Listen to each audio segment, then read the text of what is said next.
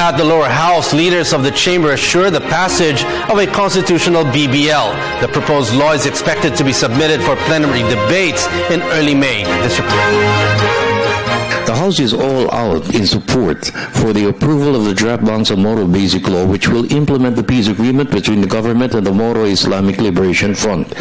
No less than Speaker Feliciano Belmonte reiterated his commitment to ensure the passage of the draft law by June before Congress adjourns its second session for the 16th Congress. It has gotten my level of confidence was much higher before, but I'm still confident about it.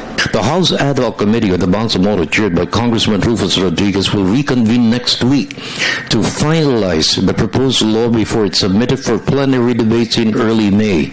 A number of provisions to include the creation of offices which are constitutional bodies may be subject to possible amendments.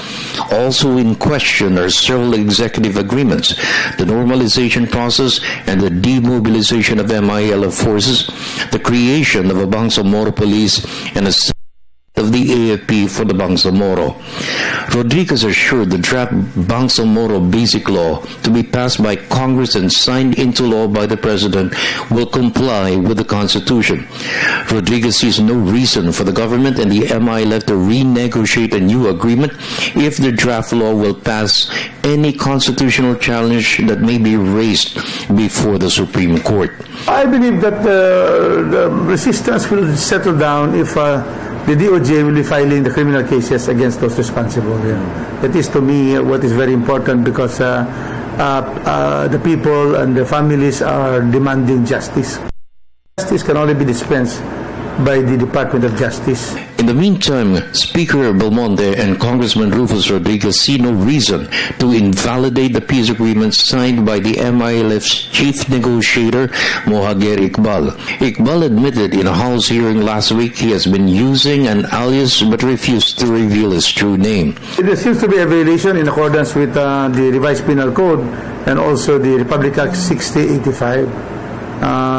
It requires that when you have an alias, when you sign public or private documents, then you should also write your true name, and also your aliases that you have. That's the law.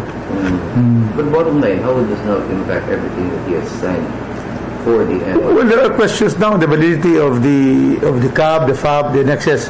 But as far as the BBL is concerned, it's another matter.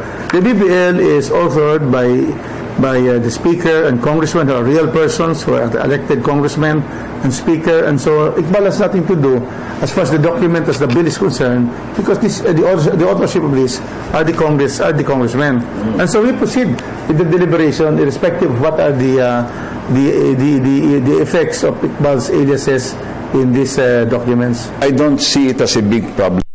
Frankly, I don't see it, because we know who he is. We see him, we know how he looks, we know how he acts, we know how he thinks, and for all practical purposes, we know him. And I like to joke that people with aliases, kunwari screen names and so forth, also have occupied positions under these names, and nobody has questioned that. See, so as long as we know whom we are talking about, I don't see how it should be a roadblock to the consideration and eventual of a constitutionally okay BBL. For the People's Television Network, this is Freddie Abando reporting.